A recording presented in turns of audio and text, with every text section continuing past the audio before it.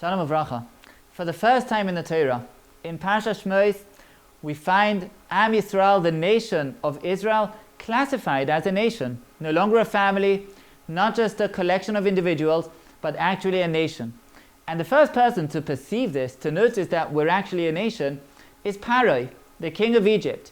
He's not a part of this phenomenon, he's observing it from the outside, and he sees these people have an individual, collective identity. They're different.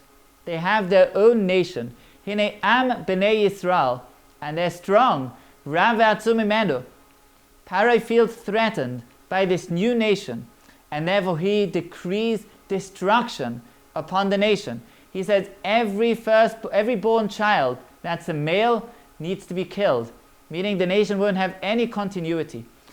Says the Torah, where do we have our salvation? How is this new nation, Klal Yisrael, how are we saved from the decree of Paro? The answer is two women, Shifra and Pua. These anonymous women, history doesn't know who they are. They're not leaders, they're simple midwives. And yet they can stand up to Paro, the king of the strongest empire in antiquity. They stand up to him, they don't follow his directives, and they revive, they save the infants, they save the children. How do they have the strength to do that? Where do they have the power to defy Paro, the king of Egypt, and to save the children, to ensure the continuity of Am Yisrael? We're here because of them. How do they do that? The answer is because they feel that they are more than simple midwives. They're a part of Am Yisrael. They're a part of a collective that's bigger than themselves, and they have a sense of responsibility that goes beyond what they are as simple midwives and extends to a nation that's much bigger than that's much greater, and that calls them to a much higher duty, to a much higher calling. The Torah says, they fear Hashem. In which sense do they fear Hashem? They fear Hashem, meaning they know that HaKadosh Baruch Hu is with this nation. But knowing that HaKadosh Baruch Hu is with Klal Yisrael doesn't mean being passive and believing that He'll bring salvation. It means taking action as simple midwives, taking action, defying Paro, and ensuring that HaKadosh Baruch Hu's work is done by us, by individuals. And that's why their reward, what does HaKadosh Baruch Hu give them as their reward? Vayas lehem batim. They have houses, they have families, in the simple sense. They are able to continue on Klal Yisrael into the next generation because they take upon themselves that responsibility. They understand that they're not just individuals, they're the nation itself. It's their responsibility to build, to save the nation in the positive sense. The same thing we find in the negative sense, in Parashas Nitzavim, where we have a covenant of HaKadosh Baruch Hu with the nation, a national covenant with Am Yisrael. And there it says that there might be an individual, Ish or Isha, a man or a woman, Mishpacha, a family, Shevet, a tribe, that will come and say, you know what? Am Yisrael is strong. The nation is great. The nation will do just fine. I can do whatever I want. And even if I go astray, what will happen? The nation is big enough, it's strong enough, it doesn't need me. Says the Torah, Lo Yeva Hashem Saloach no Lo.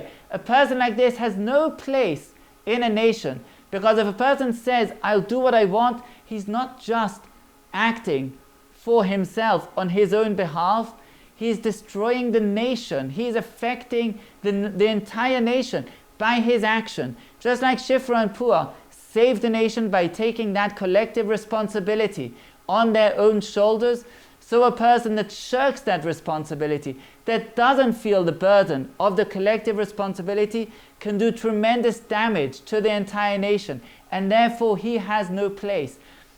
We're much more than we are individually. We are the nation itself. Alexis de Tocqueville, a French thinker that toured America and wrote a book, Democracy in America, he said that this is the difference between a strong nation and a weak nation. He spoke about France and America. He said in France, if a person comes across a broken street lamp, what does he do? He notifies the authorities and he waits till they take care of it.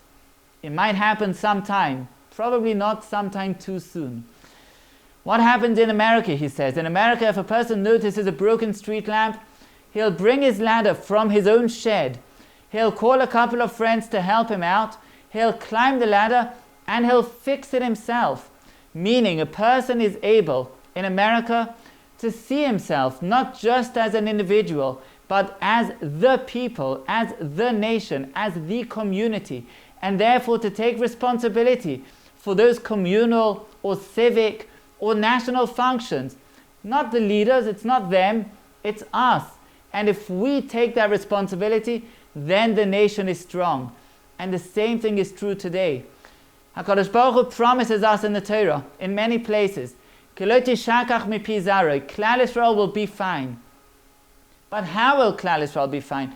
How will this great nation continue to thrive, continue on to the next generations, through to its final destiny? Will be fine because of individuals, because of simple people like Shifra and Puah, simple midwives like each one of us, because we recognize that we have a calling, that we have a responsibility. That's not only true for ourselves, for our families, but even true for our communities, for our cities, and for our nation collectively. And because we're aware of that, because we sense that responsibility on our shoulders, then both in a positive sense of building and creating, of doing things that will save Klal Yisrael, will bring us into the next generation strong and united and thriving, and both in the negative sense, to refrain from doing those actions that can chas v'shalom damage our nation collectively. In both of those senses, we realize, like Rabbi Elazar ben Dudaya said, that ein hadavar taloi ela bi, that this matter depends only on us. Depends on us. He was referring to individually for ourselves. The same is true community, collectively. This matter, this great matter of Am Yisrael thriving into the next generation, depends on us, on our awareness, on our taking responsibility.